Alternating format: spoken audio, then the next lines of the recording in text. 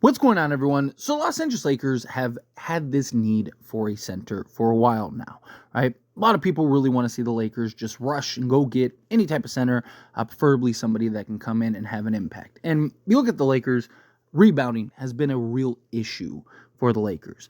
And the logic is like, okay, well, if you go get a center, right, that will help with the rebounding. However, the Los Angeles Lakers just played the Oklahoma City Thunder. And this is a perfect game to highlight something that I've talked about here, as well as on As It Stands Lakers, where I've addressed kind of the rebounding issues and just perimeter issues, period, right? The Lakers, yes, they need a center, but it's not their biggest priority, right? They could use another backup big, right? Because they're really thin, and Jackson Hayes, as much as I like Jackson Hayes, he's a guy that is best suited as like your third big. Same thing with like Christian Coloco. They need somebody that can come in and man the center. But Anthony Davis is going to be your center. LeBron James is going to be your four. I talked about this repeatedly. I know people want to see the Lakers run two bigs, but at this stage in LeBron's career, he is best suited at the four. It is best for him, so that way he can kind of coast throughout the games. And I just don't see LeBron, one, wanting to play the three full time, and two, I don't even think that that's the best scenario for the Lakers, because the responsibility that a legit three is supposed to have, and LeBron having to exert that level of energy game in and game out, night in and night out, you're going to gas him out. You're going to wear him out. And then any center you traded for is redundant anyway, because now, you're not going to have a 100% ready to help you go on a playoff run in LeBron. So as far as like the Lakers itself and what they need, right? You look at this Oklahoma City game. And once again, like I said, I think that this was a perfect example of kind of what the Lakers are needing as a priority. And that is perimeter athleticism and two-way players. Legit 3-and-D guys that have actual athleticism, right? One of the advantages the Lakers have against OKC is their size, right? Like, even you look at the Thunder, they were running like four guards the entire time. You had SGA, Williams, Carson Wallace, Lou Dort, right? They had Isaiah Joe, Wiggins, right? Like, they literally were running they ran 9 guys, 10 guys, and literally 7 of them were shooting guards or point guards, right? They were all, 6 to 6'4". I know SGA's, 6'6" or whatever, right? And they dominated us. Literally dominated us, right? You look at the rebounds. We both had 47 rebounds, but they had 15 offensive boards, right?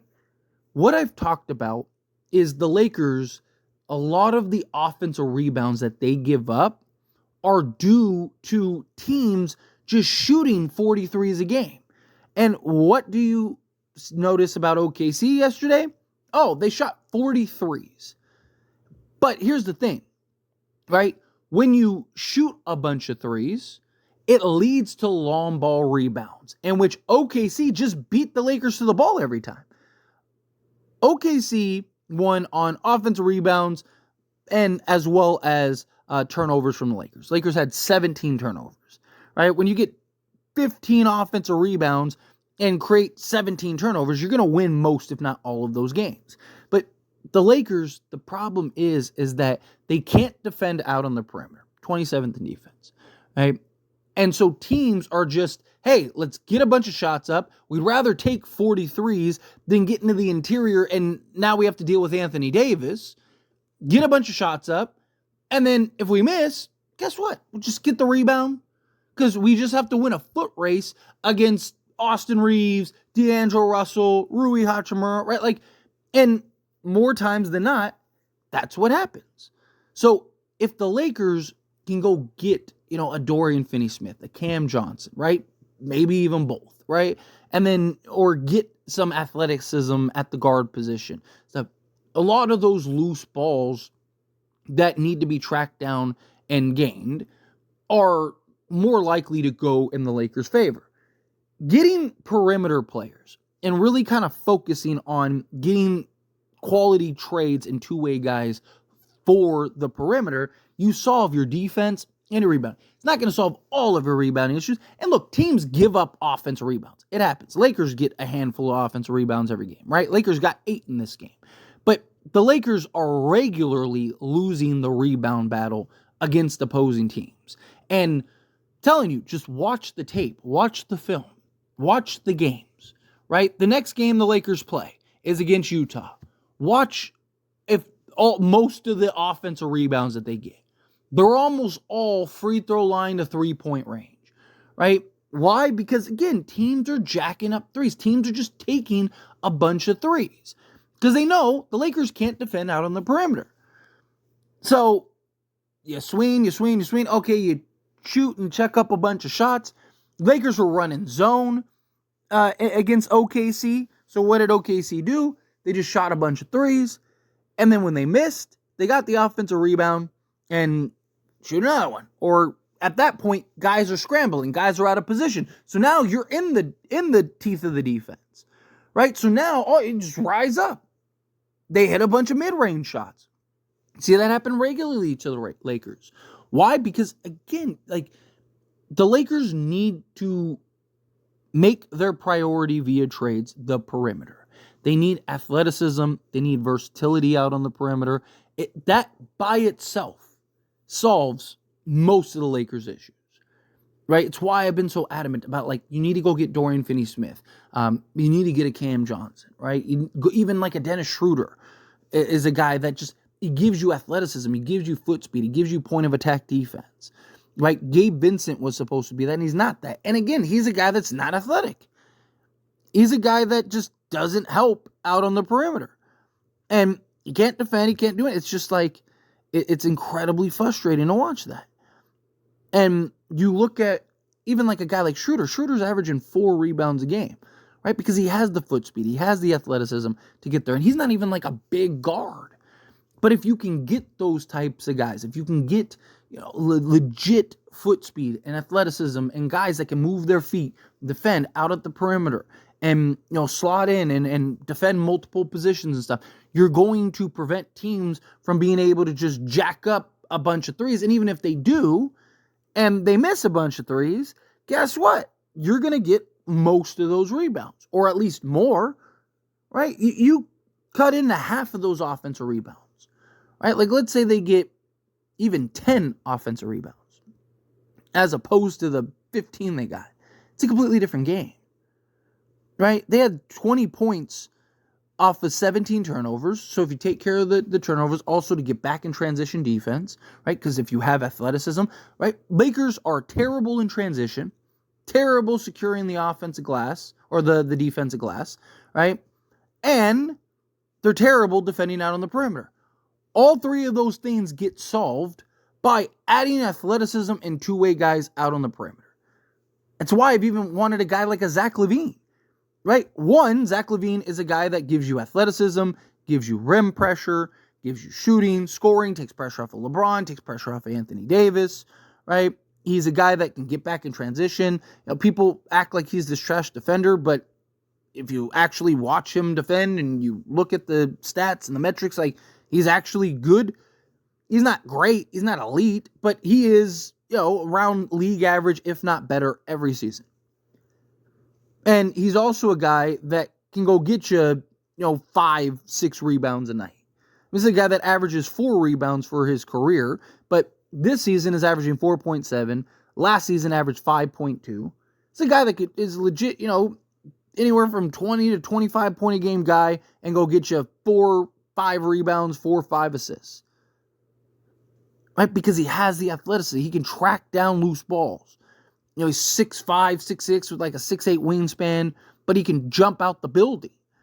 Right? You get that athleticism. You get that, like, if you could get a Zach LaVine and like a Dorian Finney-Smith, and and then again, I'm not saying you don't need a center, right? But I don't think you need to, like a lot of people want to see like Vucevic, right? Nikola Vucevic or Brook Lopez or some of these centers that are like 20 million. And it's like sure, but it's not like, it doesn't solve, like, going and getting Vucevic doesn't solve the Lakers' 3 biggest issues, which are again, perimeter defense, transition defense, and offensive rebounds, or rebounding period, right? Because, again, most of the rebounds are long ball rebounds. Most of the rebounds are teams just tracking down and winning foot races over, and it looks at, they're just hustling more. They're just hustling more.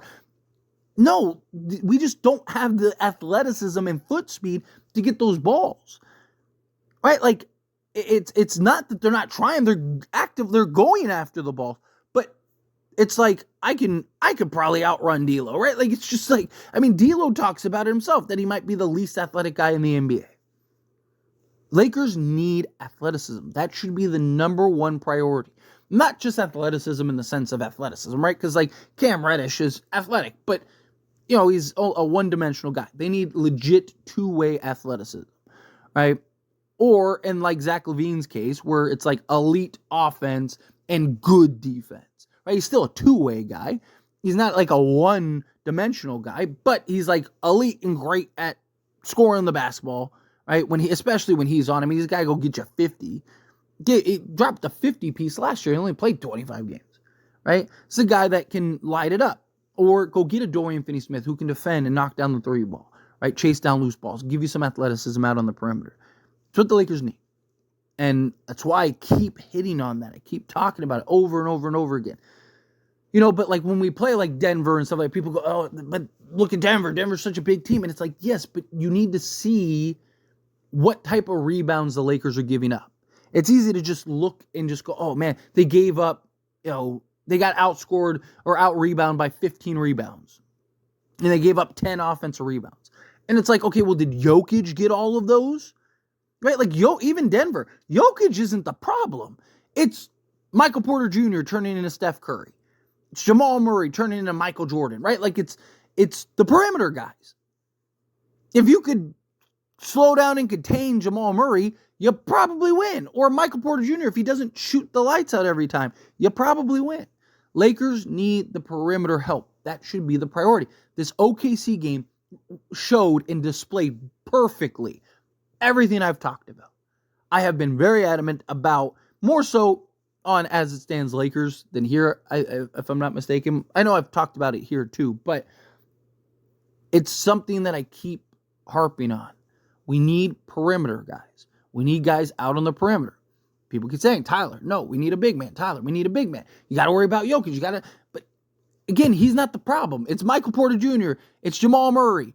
It's every time we go and end up playing a team, one of their guards or one of their forwards have a career night shooting the basketball. It's not the center having a career night. It's one of the random guards having a career night. Why? Because the Lakers can't defend, and teams just jack up shots, which lead to long ball rebounds, which lead to us losing foot races, and teams or us shooting, we miss, and then they just go out in a fast break because all they have to do is just win a foot race down the court, which they're going to win because you got Austin Reeves and Rui Hachimura and D'Angelo Russell.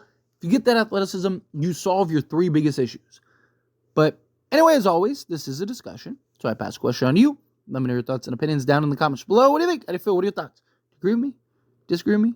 How do you feel? Whatever your thoughts are. I love to hear it, so let me know down in the comments below. That being said, if you haven't liked this video, hit that like button. Helps me a lot, so we enjoy these types of videos, and I truly appreciate it.